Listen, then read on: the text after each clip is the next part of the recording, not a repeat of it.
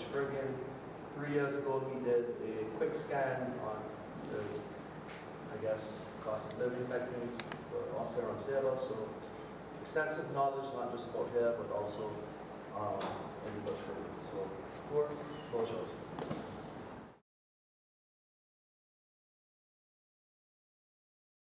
Thank you, Commissioner. I was just telling the two beautiful ladies that I had a town hall meeting, I think it was about 17 years ago, here on Ceiba. And we were doing a presentation, a colleague of mine and me, about the constitutional reforms. And the room was fully packed. We were standing like this, and the people were until here, people outside. So it was quite a heavy meeting that we had back then. But it's all about quality and not about quantity. So I think we have a very good audience today, and hopefully we will have a good meeting and a good discussion about this important topic. So totally different than what we did back then about constitutional reform. This is about the problem that we face on a daily basis on Ceiba, or that you face on a daily basis on Ceiba, the high prices, the high cost of living, and the high cost of doing business. And the question, what can you do about it? What kind of policies are there to mitigate the effects of high prices and increasing prices? Because I think there's no discussion at all that prices on Ceiba are high. You can see it with your own eyes, you can feel it on a daily basis. I can see it when I come to Ceiba. So there's no question about it, but the question I think is, what can we do about it? And hopefully, I can provide you with some information today. Like the Commissioner just said, we have done some research 2 years ago about the causes of high prices on Ceiba. So hopefully I can share with you the information that I have. I don't know everything. I cannot look into the books of all the supermarkets on Ceiba, but hopefully this helps to understand what is going on, and hopefully it can also help the public entity to develop policies.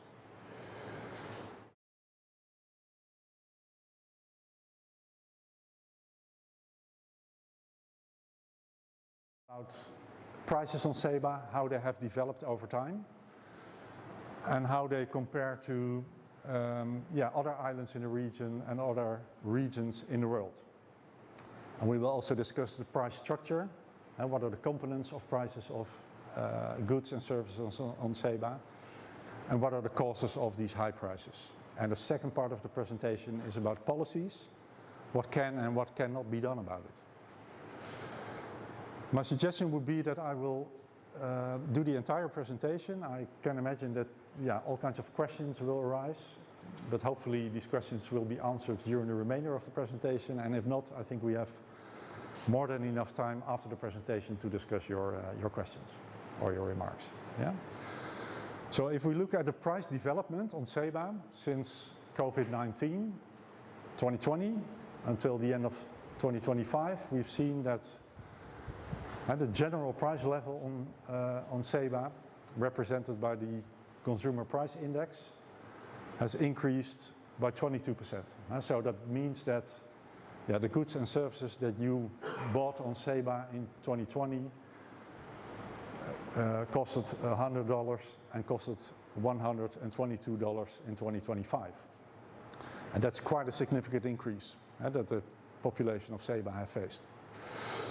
And this is not just a general price increase. We can see it in all categories. All services, all goods have increased. We've seen increases in prices. So it's a consistent development that we see. And if we compare it to other islands in the region or other regions in the world, we see the same picture. So Ceiba is not an exemption when it comes to the increase in prices that we have experienced over the past few years. Similar price increases in other islands, but also in Europe and in the US. And also if we compare these different categories over different countries, different regions, we see the same pattern. So I think the basic lesson from these figures is that this is a worldwide phenomenon that we see, and that Ceiba is not an exception. So this is also important to acknowledge when we think about policies and what can we do about it. Because Ceiba is very dependent on the rest of the world when it comes to the goods and services that we consume here on the island. So now we're going to look at how the price on Ceiba is structured. What are the different components that determine the prices on the island? And this is based on an example of a basket of groceries, typical products that you buy in the supermarket. Canned food, but also fresh foods, toilet paper, etc. It's all in this basket. And in the research that we did, we tried to unravel what the different components are of these of the prices of this basket of goods. And what is important, if you want to see what the components are, is to look at what we call the supply chain. So a good is being bought abroad, and how does it come to Ceiba? It goes to various stages. It is bought at wholesalers abroad. It goes to St. Martin, so there's hardly any direct supply to Ceiba. And then it goes to the retailer on Ceiba, and it's being bought by the consumer. So different stages in the supply chain that determine the price. If we look at the first stage, that's the product that is being bought at an overseas wholesaler, and it goes to the wholesaler in St. Martin. That determines about 42% of the price, and then you have the transport cost from the overseas wholesaler to St. Martin, and that's about 6% of the total price. So half of the price that we pay on Ceiba is already determined way beyond Ceiba. If we then look to the next stage in the supply chain, and that's the movement from this St. Martin wholesaler to the Ceban retailer. We see that there's a wholesaler margin charged by the wholesaler on St. Martin, that's 12%, and then the transport to Ceiba about 5%. And these percentages are all averages, so for different products it can differentiate, but this is on average for the package that we looked into. So 5% transport cost to Ceiba. And then we go to the final stage. So the Ceban retailer has to supply the product to the customer. We have ABB and broker cost. That's about 2% of the price of the product. And that's relatively low because a lot of food products are exempted from ABB. That's the reason why this percentage is so low. And then finally we have what we call the gross margin for the Ceban retailer. And that's 33% of the price that the consumer pays. And this 33%, and that's really important to stress, is not a profit for the retailer. This is a gross margin, and from this gross margin the retailer has to cover his costs, staff, electricity, overhead, housing costs, etc. And of course also a profit margin, but this profit margin is just a small percentage of this total retail margin. So this is basically how, on average, for this package that we looked into, what the different components are of the price that we pay on Ceiba. Well, if we look at the high level of prices that we see on Ceiba, it's important to differentiate on the one hand between typical characteristics of Ceiba and developments that we have seen on a global scale, especially over the past few years. So if we look at these challenges, of course, the small scale, the remoteness of the island, that implies that we have to import everything. We hardly produce any products on the island itself. We have to import everything. We have a very small harbor, so it's really difficult or impossible to import directly from Europe or directly from the US. It all has to go via St. Martin, an additional step in the supply chain, additional costs. And of course the terrain is also difficult, increasing costs. And finally, we also have to acknowledge that the wages on Ceiba are relatively high and have increased over the past few years. If you, for instance, look at the minimum wage on Ceiba in the past 5 years, so the same period where we looked at the price increases, the minimum wages have increased by 54%, which is a good thing, because this is the protection of low-income workers, and this protects their purchasing power, but it also comes at a cost. It's also a cost for production. That's something to acknowledge. If we then look at the other side of the coin, the global inflation that we have seen over the past 5 years and probably will face over the next coming years, because there's a lot of things going on in the world. We have seen that just after COVID we have experienced a global demand shock, because during COVID households didn't spend a lot, companies didn't invest a lot, so a lot of money was being saved, and right after COVID it was spent and you saw prices going up, but didn't go down anymore. Yeah?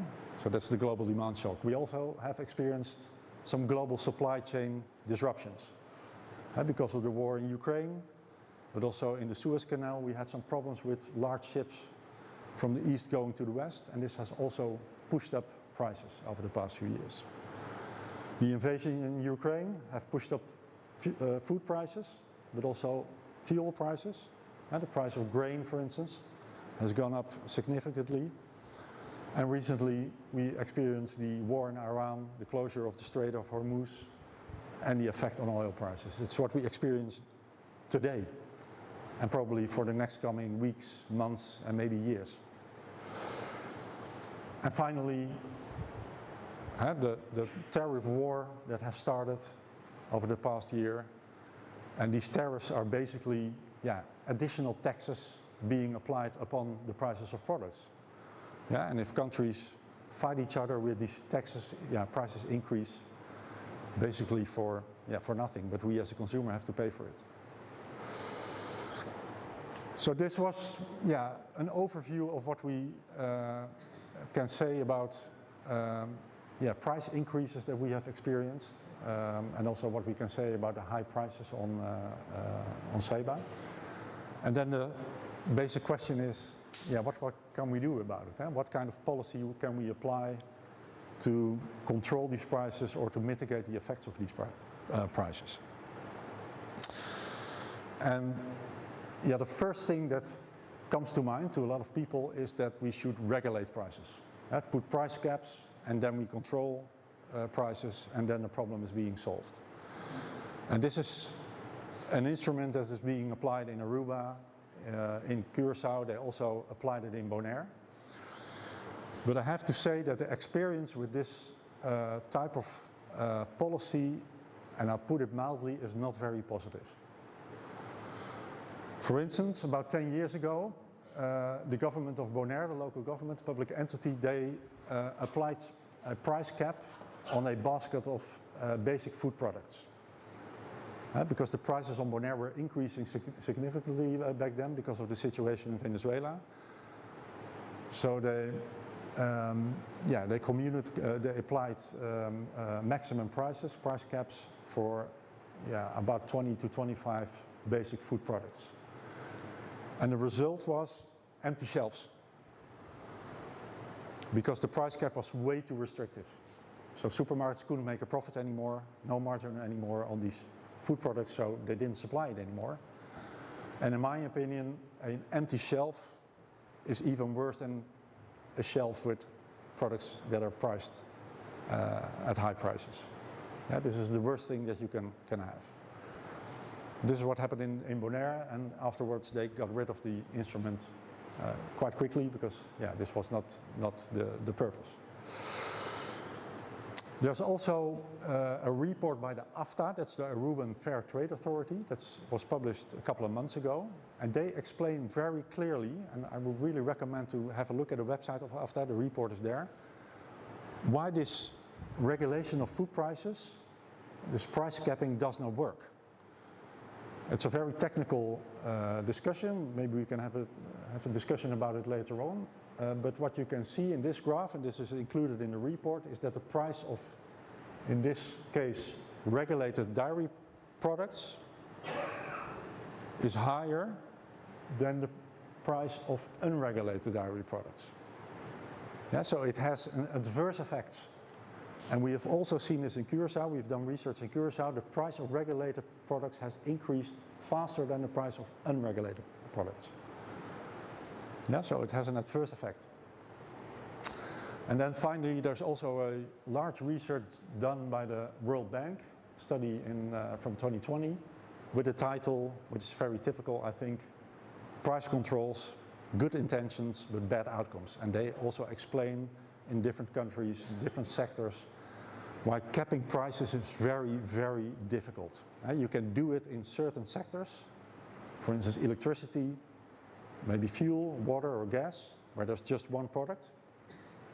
And that's also quite complex to do. Regulating a sector with just one product. But can you imagine if you have to regulate as a government of SEBA a range of products in supermarkets? That's a very difficult thing to do, and it can easily go wrong. And if it goes wrong, the effects are really negative.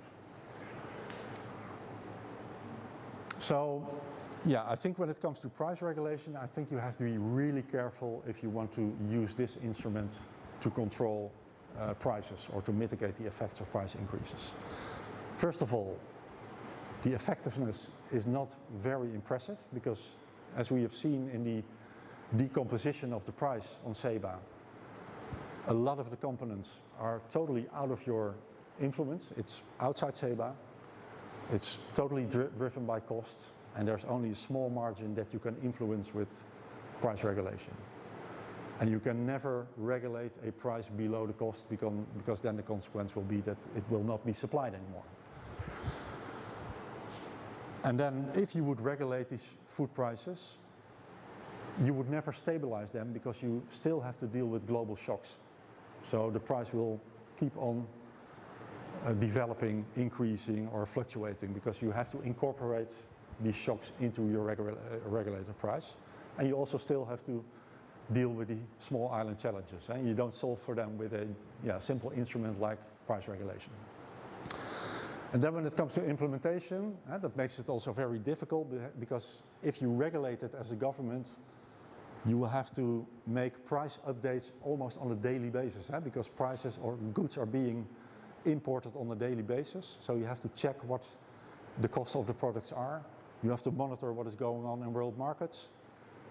And you have to have quite some enforcement capacity to organize this whole system. And it has side effects. We just discussed it.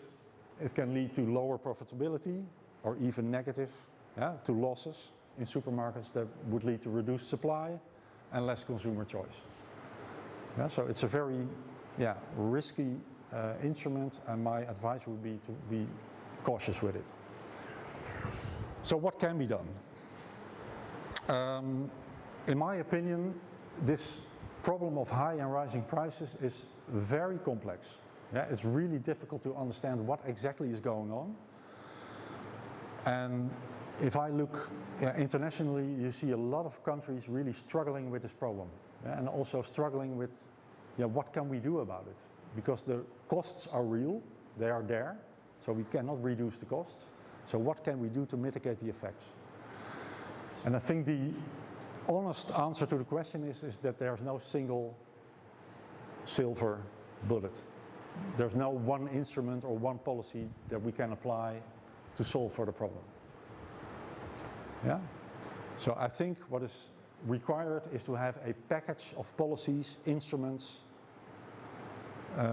in order to control prices or price developments, but also targeted at the income of households, especially low-income households. And one of the things that could be done for SEBA to improve the situation is to have a cooling storage facility in the harbor. That will really improve the efficiency of the importing process. A second thing, and this is often heard, is to remove ABB on transport costs. Because we also charge, at least the central government also charges ABB on transport costs. And this helps, but this only helps a little bit because we've seen that transport cost is only 5% of the total price. ABB is 6%.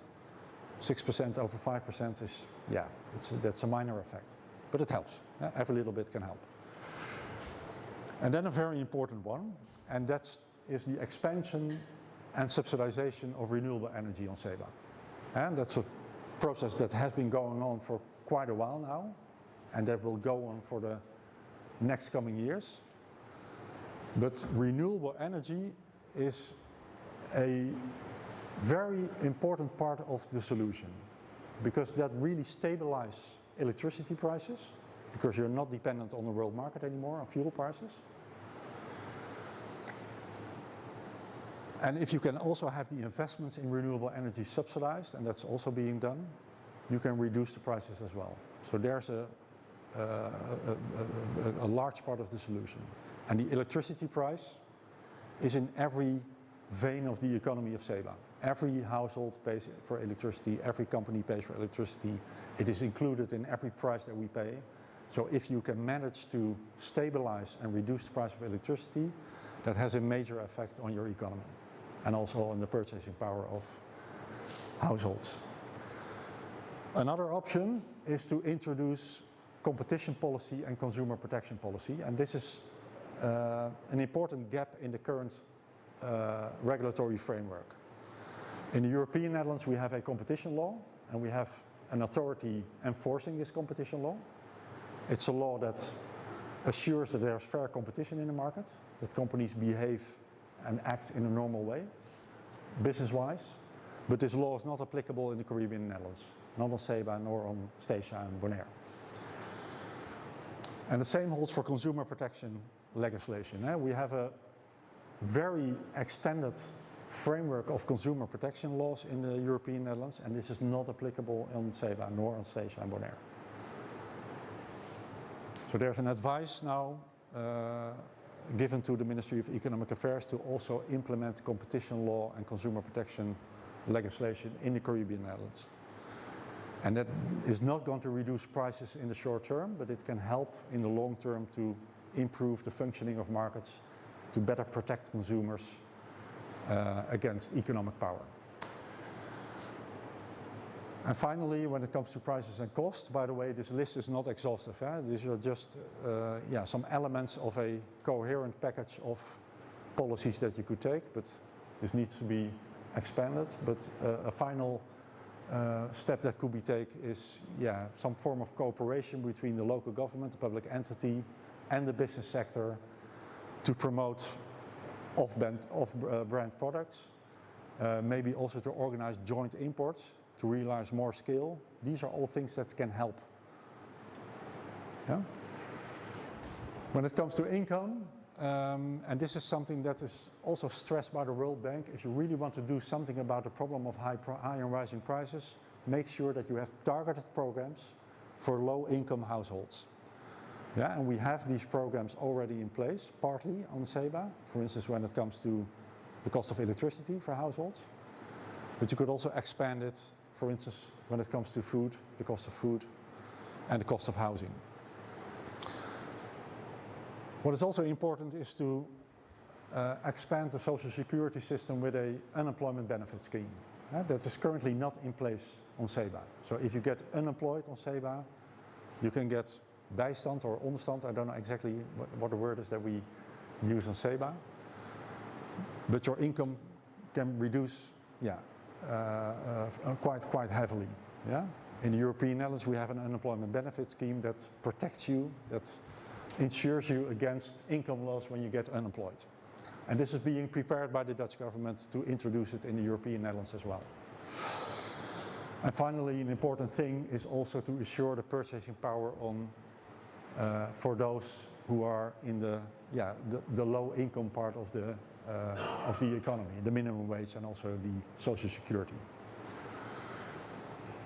So I think if we really want to do something about the problem of high prices, and this not only holds for SEBA but also for other countries, it needs to be a package aimed at prices and costs but also at income of households.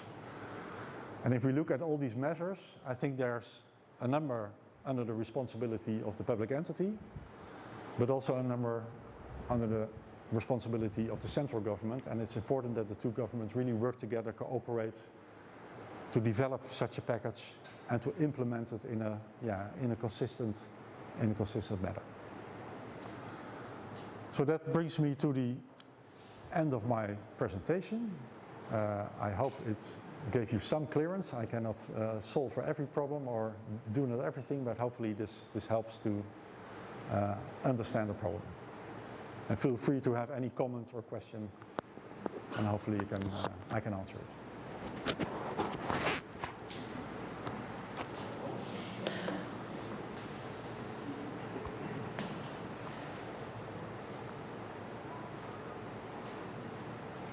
Wow, it must have been very clear. Yeah. Very interesting.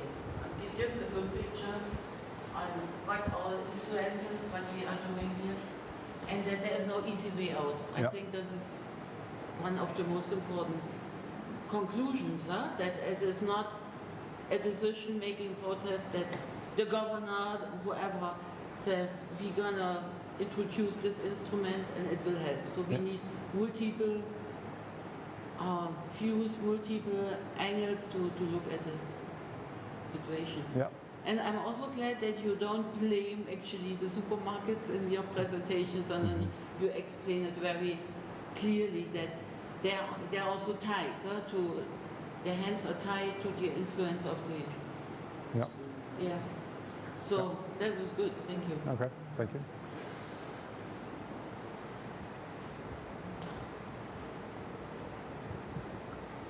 Yeah. You mentioned about small harbor, which meaning I don't really understand when you mentioned that our harbor is small. What's the disadvantage of a small harbor? Well, the disadvantage is that if you want to, you import your products from other countries, but you cannot import directly, for instance, from Europe or from the US, because large ships cannot come in the harbor. So it all goes through St. Martin. Correct. Yeah, so there's a transfer in St. Martin, a transshipment. Yeah, exactly. And then the thing on Sabre is, I grew up as a little boy, 5, 6 years old. My father started selling food stuff, and now today my sister owns a business, unique supermarket. Yeah. So I grew up along that, and now I'm a little bit old. But the face is more the kilometer stunned than the age. But this is the thing. Years ago, for example, we had a tin of Blue Band butter, and it would sit on the shelf.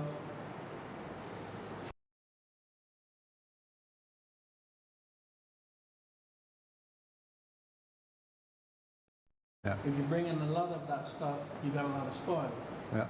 which is also then going to be passed on to the consumer. Yeah. Yeah.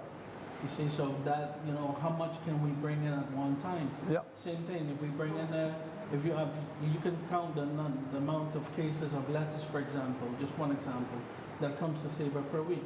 If you double that, Yeah. a third of that's going to be thrown away. The price is going to be brought over to the consumer. So this, it's like Bettina said, it's not an easy solution because all of the challenges exterior-wise, Yeah. and then also the small island construction makes it quite difficult. Yeah. I don't know anyone else or anything. Let me ask the question about the advantage of the cooling warehouse in Yeah. the harbor. Why is Yeah. this an advantage for all of us? Yeah. Yeah, first of all, if I might respond, I fully agree. Yeah? So this is, I think, an important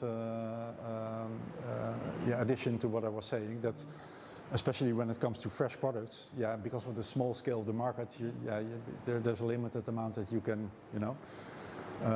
but maybe for other products, it can help, to realize more scale. Like I said, a lot of products nowadays Yeah. has an expiration date on it. Yeah. A lot of products. Yeah. Right, and people are very conscious of that now also. Yeah. So the thing, so you can't really get away from it. Yeah. And like, her question about the cooling facility, because I have a comment on that also. Yeah. All right. I think the situation in the harbor when the ship comes in, it's quite a quite a difficult situation. I've seen it with my own eyes.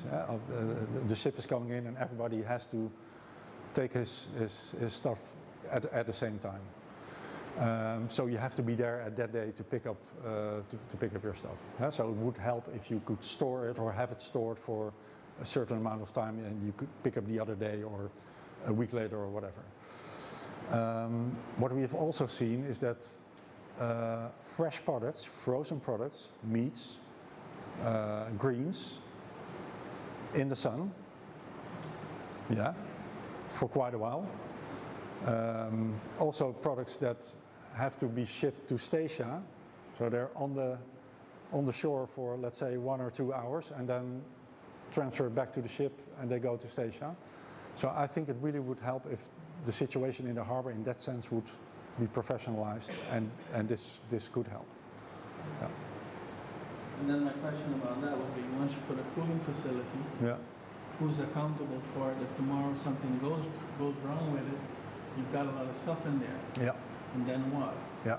But I'll just tell you something. Like I said, I grew up from that as a little boy, and if you were here 50 years ago Mm-hmm. and you saw when the stuff came to save you, you would drop dead. Yeah. Yeah. I'm serious. Yeah. You know, and thank God no one ever died from it or whatever, but it was just horrible. Yeah. We would get stuff from St. Martin, and it came on what we called back in those days a sloop. It was a little boat with a sail on it, and it took hours to get down to Saba. Yeah. By the time they threw a 5-pound case of chicken legs up on the pier, it was time to throw it in the pot to cook it. I'm serious. Yeah, no, yeah. I'm serious. Yeah. When you had the pork chops, for example, come cut and everything like that, and it wasn't one. It was just everybody was in the same boat. When you looked at it, I mean, it was time to either cook it or throw it away. Yeah. Well, we didn't have that option. We didn't have that luxury, so we froze it back and we ate it. Like I said, thank God no one ever died from it. Yeah. But that was how it was then. So when you look at it now, and it shocks you to see what happens on the Fort Bay when it comes in. Believe me, 40, 50 years ago, you would have died. Yeah. Seeing how it went. Yeah. All right. Thanks. But Yeah. still, I don't think you answered the question Yeah. about the price improvement, and you have a cool warehouse. Yeah. What does it change for Yeah. the consumer at the end? Yeah, I think there's a broad range of reasons why it could help. For instance, for the situation that I just described, the situation on the, yeah, This is health, right? yeah, that's health. Also about the breaking of the cold chain. Yeah. So every time the items are sitting in the sun, we Yeah, that's right. put Yeah. back and right That's away. right. The shelf life, even though it's in the cooler, becomes much shorter because Yeah. it's Okay. not being refrigerated. Yeah. Those are losses that Okay. in the end has an impact on the prices. On the that you consumer. pay. Yeah, and that Because if you have to throw away a case of strawberries because the strawberries have maybe been out in the sun too long and then they spoil very quickly. The shops don't necessarily always absorb 100% of those losses, so that does get included in how prices are calculated. yeah. Also less spoiling will improve Yeah. the consumer price because the store owner can sell more of the strawberries. Exactly, because the food loss is also, I think, a significant problem on the island, and that is also included in the cost of the products, but because you have to pay for it. Yeah. When it comes to that, like I say, the produce, you have fruits, vegetables, and so forth. A lot of times, and the consumers that, of course, they don't know that. Yeah. That's not their issue. But store owners, a lot of times we would get stuff from St. Martin, right? That at times we would put it on the shelves, we take a picture, send it back to them, and say, hey, this stuff is no good. Yeah. So the thing is, and a lot of times when they ship over, they could take it out of their inventory, Yeah. send it over, and then the fresh comes down, and then they restock completely. So we always have a gamble with that. Yeah. There's a lot of spoilage that goes pretty much unaccounted for. Yeah. All right. Thank you. Yeah. What do we think the spoilage is in the presentation is 33%? Yeah, that's in the cost of the retailer. Yeah. Yeah. Yeah. Yeah. Yeah. Yeah. How can you make arrangements between government and retailers? Yeah. What kind of examples do we have for that? Yeah, I think what they did in Bonaire, not the example that I just showed, but afterwards they implemented a form of self-regulation on Bonaire. So that what they actually did, they had all the supermarket owners sit together with the public entity, and they agreed upon supplying certain off-brand products at prices that were fixed but agreed upon between the supermarkets, so not regulated by the government but agreed upon by the supermarkets. Very low margins, cross-subsidized with more luxury products, and also promoted in the stores, you know, with banners and advertisements, etc., etc. So that was the system that they developed. Yeah. So that's a form of cooperation, self-regulation that you can implement. Yeah. Yeah, well, basic products. Basic products, yeah. I think that's what you should aim for, because that's where you target the households that are, you know. When you say our brand, you mean, that's what you mean, like generic brands? Yeah, like the gewoon products that are being sold, and yeah. Well, in Curacao, they tried that, not because, I mean, you know, I'm gonna have a drink, but they tried that, and the example that stood out was with the whiskey. Yeah. Jewish white label started to become very expensive down there. Mm-hmm. So they brought in this brand, and the name was Scotch. And the advertisements on television and the radio says his name is Scotch. And the bottle had the same shape as the Jewers. Oh, yeah. The label was the same color. The writing was the same color and everything. So they thought that would come, and they did heavy promotions on it. Yeah. They didn't buy it. Yeah. They didn't buy it. And when it comes to generic products, like I said, at 7 years old, my dad was selling generic products in his little 2x4 shop that he had. Yeah. And most of what he brought in, we had to eat it. Mm-hmm. The people weren't buying it. When I went to Puerto Rico one time with him, and the salesman was trying to promote him to buy even more. And he said to the salesman, he said, my friend, on Saba, people don't eat what's in the can, they eat the labels. Yeah. Because when they look at it, and if that label doesn't, they don't, I mean, on Saba people know, ladies of Vienna sausage, you bring something else, Yeah. 1 or 2 people are gonna buy it, of course, but it's not gonna move as fast as Yeah. the No, other. And that's also the mindset, you know, that you have to deal with. No, that's true, and that's also what was the problem in Bonaire. But the consumer organizations in Bonaire, they played a very important role in educating also the consumer about the quality of the products, and that really helped. And the system really worked. It really worked well. Yeah. Because the company, they even showed him proof. They said, listen, when you see Libby's Hyde Park, etc., they showed them. They said, listen, we pack it for these people, and all they do is slap their labels on it. Yeah. But the consumer doesn't really care about that much. Yeah. Okay. We're talking about food, of course. Yeah. That's Yeah. important for we talk about fuels, for instance. Fuels. Fuels? Yeah. It's a different market, I assume. What we looked at were, of course, averages. Yeah. Give some more detail on fuels, please. The price of fuel, you mean? Yeah.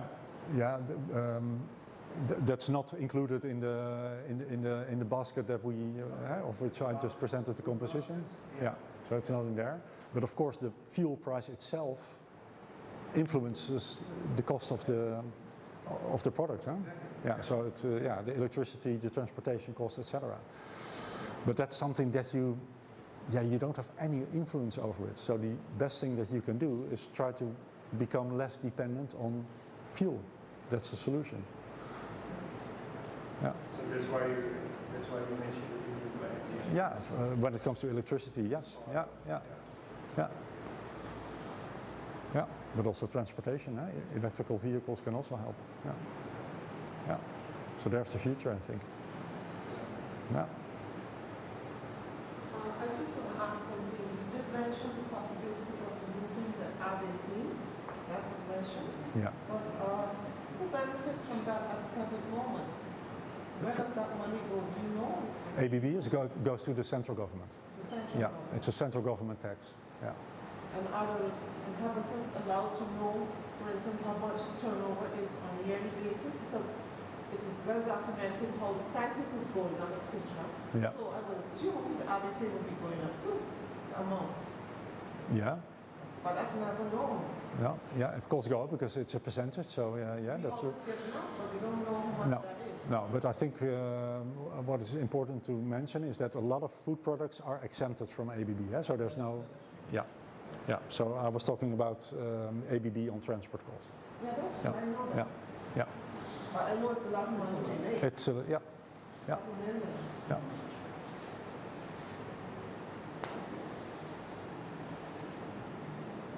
Any other questions or remarks? I I'm just thinking about what you're saying about the monopoly law and that's going to come. And I'm just thinking, like, I'm trying to imagine what would happen if all of a sudden we have 2 gas stations. You know, like our island is, the basis is too small to have 2 gas stations. So like, how are you going to solve this monopoly Yeah. No, but it- situation that we're in? Because Yeah. although that is part of our increasing costs, we don't really, Yeah. we have to trust the supplier and the fuel that he brings in, the price that he charges for it. Yeah. But who controls him for the fairness, you know? Yeah. And because that is what the competition legislation is all about. Yeah. Yeah, I think first of all, it's true. The markets are often so small that you only have room for just 1 or 2 suppliers. I think that's a fact of life on SEBA. And a competition law or a competition authority doesn't break a monopoly. It doesn't have the authority to break a monopoly or to set up a second supplier. What it does, it regulates the behavior of the monopolist. Yeah, so a company that has market power, either a monopolist or 2 companies in the market that have market power, they have to behave fairly. So they cannot charge excessive prices or they cannot exclude competitors from the market or that kind of behavior. That's what competition policy is about. And that's also what is being enforced by a competition authority. But aren't the prices regulated for gasoline and diesel? I'm not sure if they're regulated on, they're not regulated on SEBA. Okay. They're not No, regulated? no. Okay. Yeah. Yeah. Are you sure? Yeah. That's that information is pretty difficult to get. Oh, Yeah. I really understood that there is also somebody with that, they pay the excise, the special tax, that there is like with the electricity prices, they are Mhm. regulated from an organization in the That's a Netherlands. government entity. Yeah. Yeah, but I thought always gasoline and diesel is also regulated. No. Do like a capping, that they say you cannot make it more than Yeah. whatever. Yeah. Well, and the competition authority does not regulate. You can also Yeah. have a competition authority regulating prices, electricity prices, but that's not part of the competition law. So it has to be a specific law that he uses to regulate the prices. Yeah. As we have with electricity, that's being regulated based on the electricity law for the BESS islands. Do you think in general we would want to have more competition? Is it fuel also when we talk about the fuel cost? Well, We have, I think, 6, 7 supermarkets. I'm not saying that more competition or more suppliers would help, but it would help if you would have some basic rules for fair competition. Yeah, that would help. And to be honest, in every modern economy, you have these kind of rules. It's what we call economic democracy. You have to balance somehow the interests of consumers and households and companies. And that's exactly why we have these rules. It's what I call economic democracy. I just came from. And it's not only the benefit of consumers. You can also protect competitors, small companies against larger companies from being pushed out of the market. So it's also for the business sector. For the business sector, it's good to have competition rules, fair competition rules. Yeah. I just wanted to note that I just came back from an extended holiday, and one of the things I noticed through my travels through Europe was I was quite surprised to see the amount of electrical cars that are on the road. And actually, I went to some places and combustion engines were just banned from the city. Yeah. And so I think that there will be something to say that we switch to electrical cars for our mode of transportation. Mm-hmm. Yeah. Because the whole, you can say that we don't have to parts anything, but that is not true. Oh. the EV manufacturers have extensive parts and everything as close as Martinique for the French EVs. Wow. Yeah. So it's not that, it's within grasp. Okay. I'm thinking about good examples. Examples. Yeah, good examples all around the world. Just because How to deal with. how to do it. Yeah. Yeah. Now, to be honest, I don't know. Maybe there is a very good example, but I don't know about it. But no, really, I think also in Europe, you see governments really struggling with what should we do. For instance, Germany has a totally different approach than the Netherlands. For instance, reducing taxes or supporting households or providing subsidies to invest in renewables or etc. It's, governments are really struggling, and this is it's really a worldwide phenomenon that we have to deal with, and everybody is struggling with it. Yeah. Yeah. Right now, the CGM shipping has stopped supplying Saint-Martin, the French side of fresh goods, because of the new sustainable shipping law that just came in. So everything has to go to Martinique, Yeah. and then so all our French cheeses are not going to be delayed. Okay. But this cuts into with the cold custody, because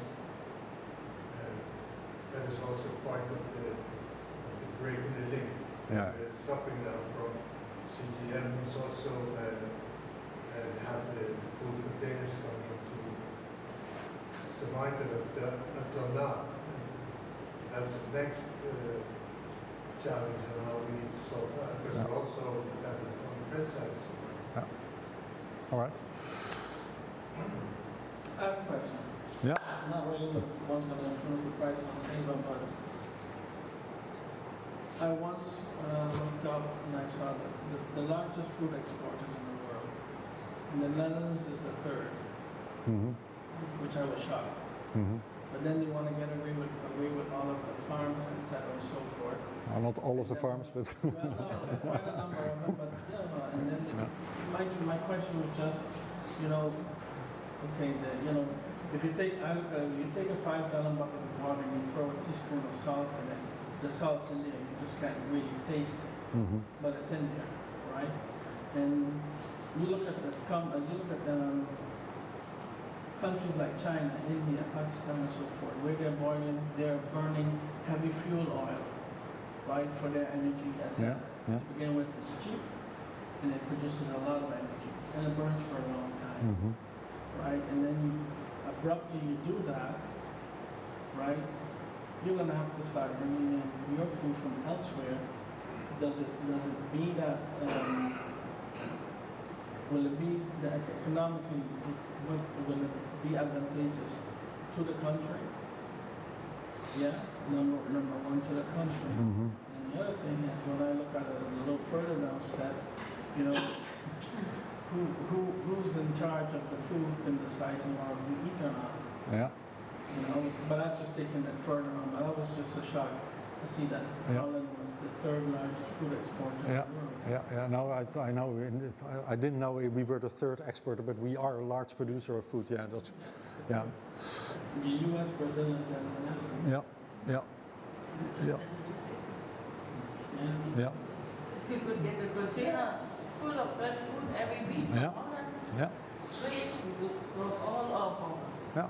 But then we have the issue with the harbor too small, Well, we have no cooling warehouse, we have nothing. Well, I think this topic is very broad, complex. Yeah. So I think it goes too far. But I think what you're referring to, it touches upon maybe another area where there might be a solution, because if you look at how we trade within the kingdom, that's very, remarkable. Huh? So we treat each other as countries as foreign countries.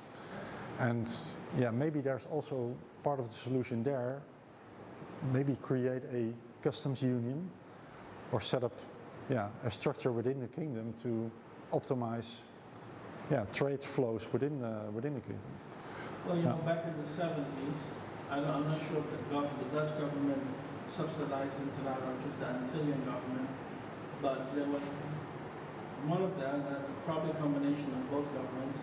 There was a cargo vessel that sailed between Curacao, St. Martin, Sable, and St. Eustatius. Mm-hmm. And pretty much all of the stuff we imported back then came from Curacao. A lot of that was imported from Holland. So you had that direct line Yeah. between the islands. Yeah. It was there before. Okay. Yeah. And then for some reason or the other, it got cut off. Yeah. And that's when we turned to St. Martin and started importing from St. Martin. Yeah. Yeah. So it was there and it was pretty much subsidized. So when my father was the agent here in Sable for the boat, Yeah. you know, so, and then all of a sudden it was gone and that was it. Yeah. And even today, if you want to ship something from Curacao to St. Martin, it's probably going to go from Curacao to Miami, from Miami down to St. Martin, or Yeah. even from, because I've had to do that for the bank I worked for in the past. Even once we had to ship something urgent to St. Martin, it went from St. Martin to Panama, from Panama to Miami, and then down to St. Martin. Wow. Wow. Incredible. Yeah. All right. Yeah. Final question? The $1 million question?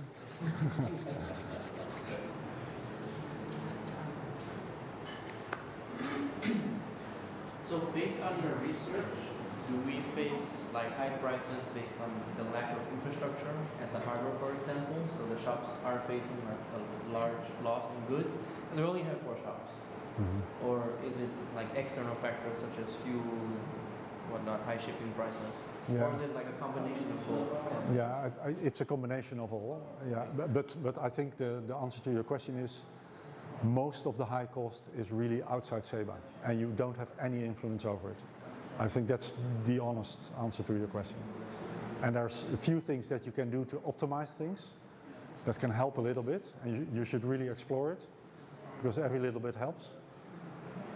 But for the main part of the price is you don't have any influence over it. Yeah. Yeah. All right. You want to close down? Yeah? All right. Thank you very much. Yeah.